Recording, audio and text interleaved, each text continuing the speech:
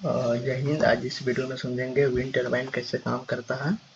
तो wind turbine, सबसे पहले मैं बताऊंगा कि विंड टरबाइन क्या होता है। तो विंड टरबाइन का उसमें जितने भी पार्ट्स लगे होते हैं उसका बहुत कॉस्टली और बहुत से इम्पोर्टेंट पार्ट्स लगे होते हैं। जैसे अगर हम ब्लेड की बात करें तो ब्लेड उसमें जो लगा होता है उसका 60 से 70 फीट तकरीबन उसका 60 से 70 फीट का होता है।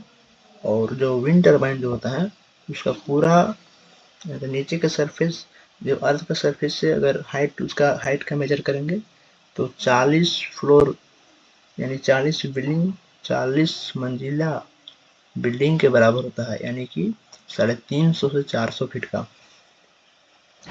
ये हमेशा पहाड़ी और समुद्री तटीय क्षेत्र में लगाया जाता है। और पहाड़ी एरिया में सड़कें अच्छे नहीं होते हैं तो उसको लाने में और लेकर कहीं जाने में, उसको ट्रांसपोर्टेशन करने में बहुत सी परेशानियां होते हैं। और विंड टरबाइन में जो रोटर रहते हैं ना, रोटर को हम लोग रोटर हब कहते हैं। उसमें ब्लेड लगाया जाता है रोटर हब में। रोटर और नैसिल को लगाने का अलग अलग तरीके होते हैं, उसको हम लोग अलग अलग असेंबली से तैयार कर सकते हैं। एक रोटर जो होता है ना उसमें 3 कमरा के बराबर होता है, यानी कि एक कमरा की अगर बात करें तो मान लीजिए 8 बाई 8 का रूम होता है, तो 3 कमरा के बराबर होता है जो रोटर उसमें लगा होता है। और गियर बॉक्स का काम होता है जो लो आरपीएम को, जो भी मतलब शाफ्ट घूम रहा है, जो पंखा है ना, पंखा हम लोग उसको ब्लेड कहते हैं।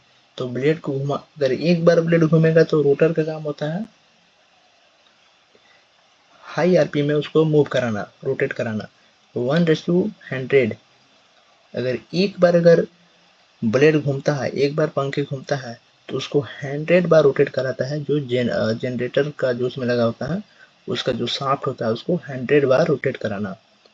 अगर उसका स्पीड स्पीड में अगर कन्वर्ट करिएगा तो 11 to 90 किलोमीटर पर आवर। नैसिल के पीछे एक अल्टरनेटर से बिजली बनाने के लिए बहुत से केबल लगे होते हैं, तो वायर के माध्यम से नीचे लाया जाता है और एक ट्रांसफार्मर लगाया जाता है जो वोल्टेज को बढ़ा देता है।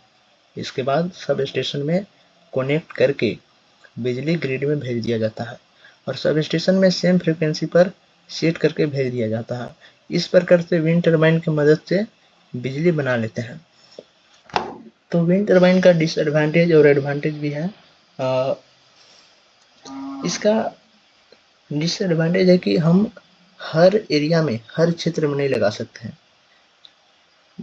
ज़्यादातर इसको हरियाणा में, सॉरी, हिमाचल प्रदेश तरफ और गुजरात तरफ, महाराष्ट्र तरफ और कर्नाटका तरफ, जो समुद्री तटीय एरिया है, जो समुद्र से घिरा हुआ है जो स्टेट, उस साइड में बहुत ज़्यादा आपको मिलेंगे देखने के लिए विंड टरबाइन। इसका डिसएडवांटेज तो है, सबसे पहले हाई कॉस्टली होते हैं, बहुत महंगे होते हैं।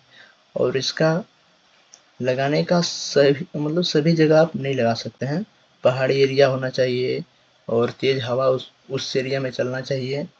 और इसका एडवांटेज भी है, मतलब पोल्यूशन को काफ़ी मात्रा में कम करता है, पोल्यूशन को बचा सकते हैं।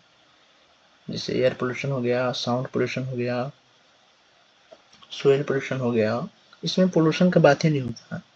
और इसका सबसे मेन काम होता है काइनेटिक एनर्जी को कन्वर्ट करता है मैकेनिक एनर्जी में। और लोग ये भी बोलते हैं कि यार इसमें पक्षी टकरा जाएगा, मर जाएगा, बुलेट से कट जाएंगे। अरे तो भाई, पावर प्लांट से जो एयर पोल्यूशन होता है, हम बिजली बनाने के लिए पावर प्लांट से बिजली को बनाते हैं तो उसमें बहुत सारे एयर पोल्यूशन होते हैं, वाटर पोल्यूशन होते हैं, बहुत सारे पोल्यूशन होते हैं जो ह्यूमन के लिए बहुत से डेंजरस होते हैं, खतरनाक चीज़ें होते हैं। उसमें से पानी निकलेगा, उससे एयर जो निकलता है, एयर पोल्यूशन होता है बहुत ज़्यादा मात्रा में। तो विंड टरबाइन नेचुरली होता है, रिन्यूएबल सोर्स में ही आता है। तो जय हिंद। आप विंड टरबाइन के बारे में अच्छे से समझे होंगे। जय हिंद।